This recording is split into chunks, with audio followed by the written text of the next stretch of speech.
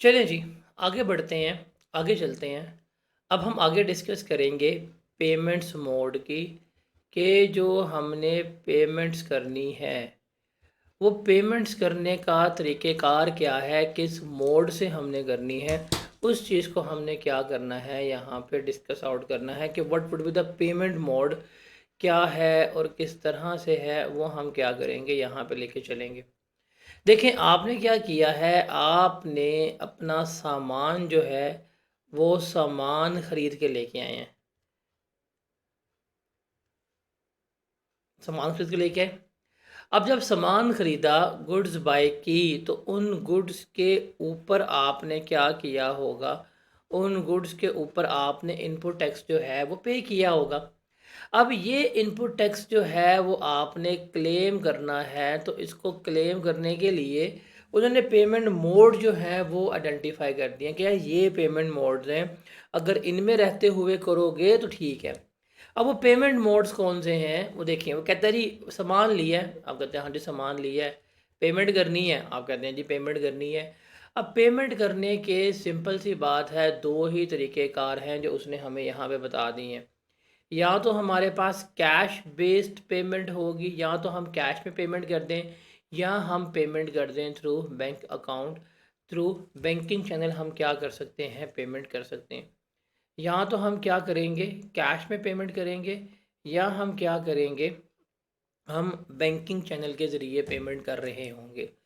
अब वो कहता है कि अगर तुमने कैश में पे करना है, तो कैश में उसने हमें लिमिट लगा दी है।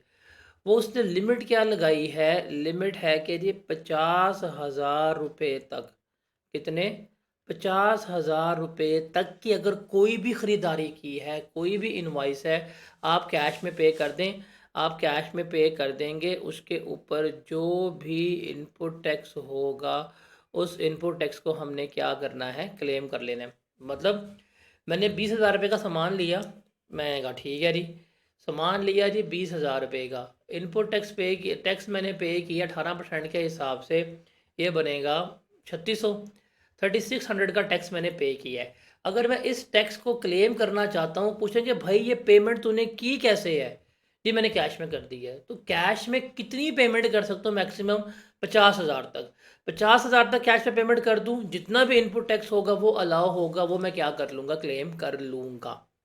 अच्छा, रिमेंबर, इसके अलावा जो यूटिलिटी बिल्स होते हैं, इसके अलावा जो हमारे यूटिलिटी बिल्स होते हैं, रिमेंबर उन बिल्स के ऊपर जो हम जितनी मर्ज़ी अमाउंट है, हम वो क्या कर सकते हैं, हम वो कैश में पे कर सकते हैं। वो बिल्स के ऊपर जितनी भी अमाउंट है, वो हम क्या कर सकते हैं, कैश में पे कर सकते हैं, respective of any limit. Lakh है, 2 लाख है, 3 लाख है, 4 लाख है, 5 लाख है, 6 लाख है, 7 लाख है। तो ये चीज़ जो है वो हम क्या कर सकते हैं, कर सकते हैं। जितना भी होगा उसके ऊपर हम क्या करेंगे, उसके ऊपर हम अपना इनपुट टैक्स जो है वो क्लेम करवा लेंगे। तो बिल इर्रिस्पेक्टिव ऑफ लिमिट, और उसके अलावा कोई भी रकम है वो हमने 50,000 तक ही क्या करनी है, कैश में पे करनी है।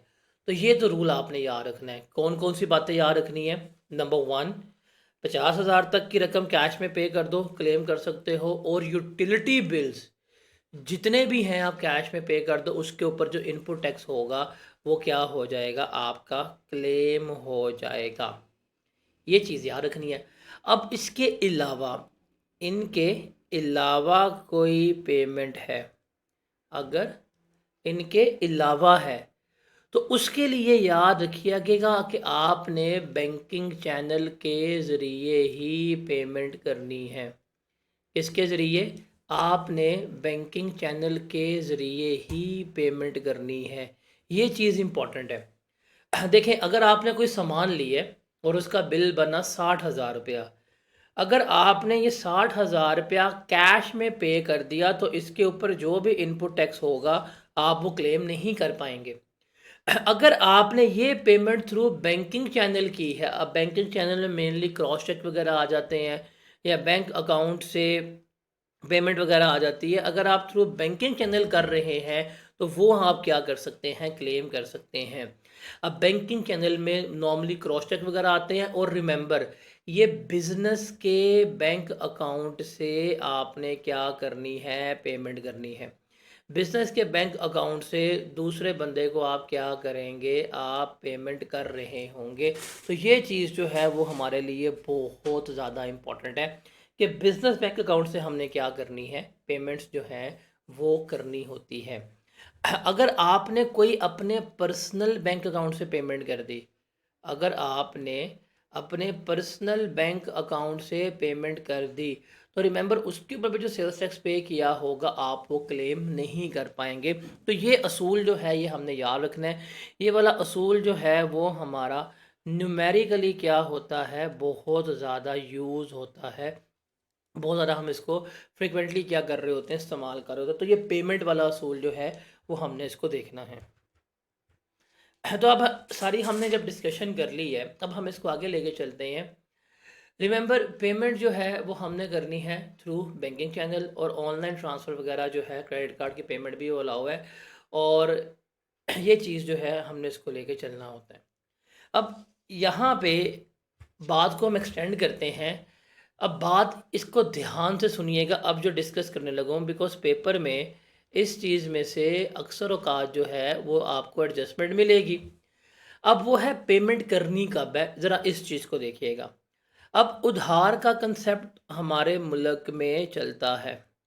उधार का कंसेप्ट जो है वो हमारे मुल्क में रन होता है कि आप ऑन क्रेडिट भी सामान ले सकते हैं।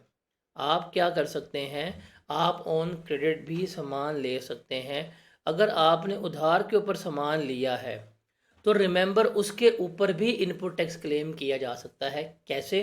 तो हम ये एक सिनेरियो डिस्कस करते हैं, हम एक टाइमलाइन जो है वो डिस्कस करते हैं, उसके बेसिस पे हम इस कंसेप्ट समझते हैं। For example, just take an example की हद तक हम देखते हैं। फॉर एग्जांपल कोई मिस्टर ए है, मिस्टर ए ने 1 लाख रुपए की गुड्स जो है वो परचेज़ की, और उसके ऊपर जो इनपुट टैक्स इसने पे किया होगा वो 18,000 है। ये तो है अगर उसने ये कैश के ऊपर किया है, अगर ये उसने किसके ऊपर किया है, कैश के ऊपर किया है। लेकिन यहाँ पे क्या होता है, मिस्टर ए जो है वो सामान लेगा ऑन क्रेडिट, किसके ऊपर लेगा, उधार के ऊपर सामान लेगा। अब उधार के ऊपर सामान लेने का क्या मतलब है वो देखिएगा। फॉर एग्जांपल इस बंदे ने 10 अगस्त 2023 को लाख रुपए का सामान लिया, और ये सामान जो है वो उधार पे ले आया, इसने पेमेंट नहीं की, सप्लायर ने भी दे दिया, बिजनेस टर्म्स थी, बिजनेस में चलता है, ठीक है। अब ये बंदा जब अगस्त के महीने की रिटर्न जमा करवाएगा, तो उस महीने में ये वाला इनपुट टैक्स जो है वो क्या कर लेगा, वो क्लेम कर लेगा।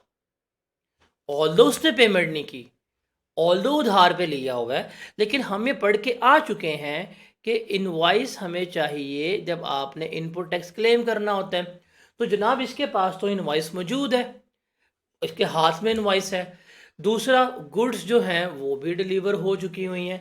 तो जब गुड्स भी डिलीवर हो चुकी हुई हैं, जब इनवॉइस भी इसके पास मौजूद है, तो फिर ये क्या है, फिर ये इनपुट टैक्स तो क्लेम कर लेगा, और अगस्त के महीने में डिपार्टमेंट इसको इनपुट टैक्स क्लेम करने देगा भी कि यार ठीक है तुम कर लो। लेकिन अब इसको कह दिया जाएगा क्या, कि आपने पेमेंट जो करनी है वो भी आपको बता देंगे। अब पेमेंट का असूल क्या है, पेमेंट का असूल है विद इन 180 डेज आपने पेमेंट करनी है। पेमेंट का असूल क्या है, within 180 days of the date of invoice, कि जो आपकी रसीद की तारीख थी, जो इनवॉइस की डेट थी, उसके अंदर अंदर आपने 180 दिन के अंदर पेमेंट करनी है। अब देखें यहाँ से डेट शुरू हो गई। अब देखें यहाँ पे तो हमारे पास यहाँ पे सबसे पहले आ जाएंगे अगस्त के दिन, 10 तारीख काउंट होगी, तो हम ज़रा काउंट करें, अगस्त 31 का होता है, तो 10 11, 12, 13, 14, 15, 16, 17, 18, 19, 20, 21, 22, 23, 24, 25, 26, 27, 28, 29, 30।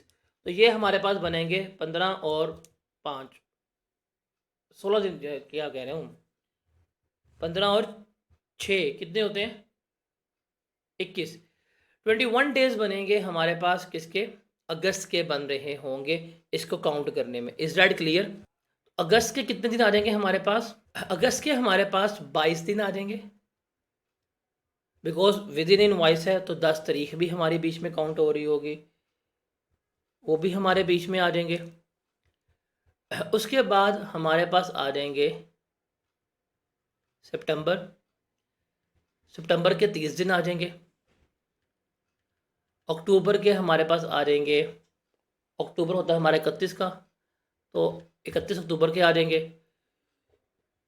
नवंबर के आ जाएंगे हमारे पास 30 दिन। दिसंबर के आ जाएंगे हमारे पास, यहाँ तक हम सम करते हैं ना कितने हमारे डेज बन रहे हैं, उस हिसाब से जो है वो हम यहाँ पे डिस्कस आउट कर लेंगे। अगस्त के हमारे पास 22 दिन थे, सितंबर के हमारे पास 30 थे, अक्टूबर के 31 हुए, नवंबर के 30 हुए, तो ये 113 दिन बनते हैं। तो इसका मतलब दिसंबर के 31 दिन भी हम बीच में ऐड कर लेंगे, तो ये आ जाएंगे मेरे पास 145 दिन। फिर हम फेब में आते, जनवरी में आते हैं। जनवरी में अगर जनवरी के भी मैं 131 दिन बीच में ऐड कर दूं तो ये 175 डेज बनते हैं। अब मेरे पास तारीख आ जाएगा महीना फरवरी का, तो जनवरी एंड तक मेरे जो दिन बन रहे हैं वो यहाँ पे 176 डेज बन रहे हैं। तो फेब में मेरे पास जो दिन आएगा वो 4 फेब का आ रहा होगा। अब देखें, अब यहाँ पे क्या है क्या नहीं है इसको जरा समझिएगा। इस बंदे ने, ये जो भाई साहब हैं हमारे,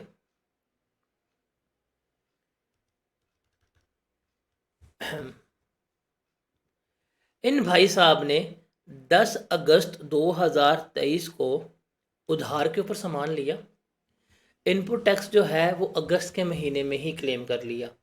अब इनको टाइम अलाउ किया गया है कि यार तुमने सामान तो उधार पे लिया है, लेकिन 180 डेज में क्या कर दो, 180 डेज में आपने पेमेंट जो है वो कर देनी है।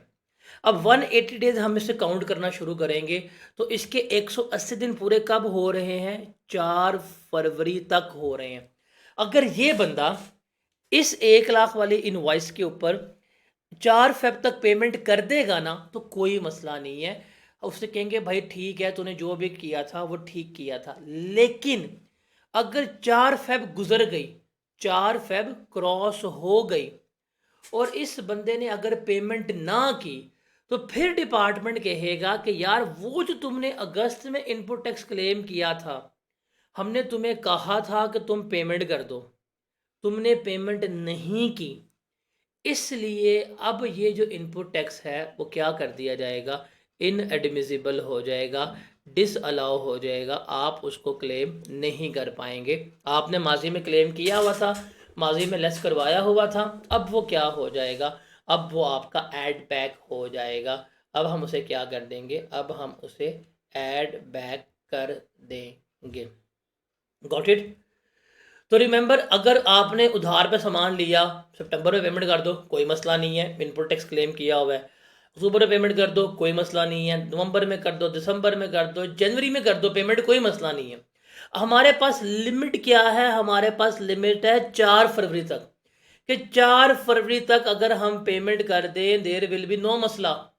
लेकिन अगर 4 फरवरी लैप्स हो गई और स्टिल हमने ये पेमेंट ना की हुई, तो ये जो मैंने अगस्त में इस परचेजेस के अगेंस्ट इनपुट टैक्स क्लेम किया था, रिमेंबर वो इनपुट टैक्स मुझे क्या हो जाएगा, फिर 4 फरवरी के बाद डिसअलाउ हो जाएगा।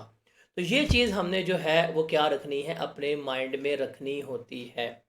तो रिमेंबर, जब हम लेके चल रहे होते हैं चीज़ों को, तो उसमें हम क्या देखते हैं कि इनपुट टैक्स अगर क्लेम करना है, किसी महीने का इनपुट टैक्स क्लेम करना भूल गए हो, तो आप 6 टैक्स पीरियड्स तक क्या कर सकते हैं, वो इनपुट टैक्स जो है वो क्लेम कर सकते हैं। नंबर 1। नंबर 2, अगर आपने कोई पेमेंट करनी है तो पेमेंट का टेन्योर कितना है आपका, 180 डेज का है।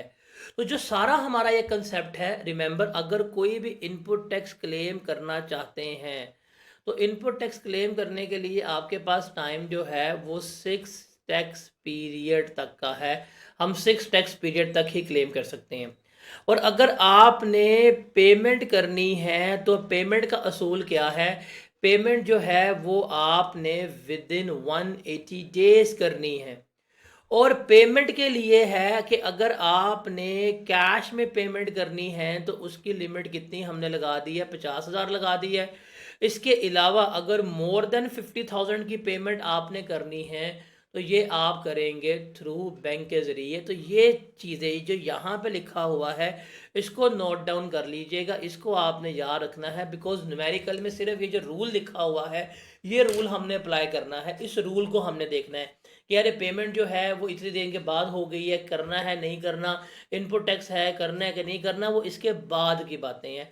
तो ये चीज़ जो है वो हमने क्या करनी है, ये चीज़ हमने याद रखनी है, इस चीज़ को हमने भूलना नहीं है।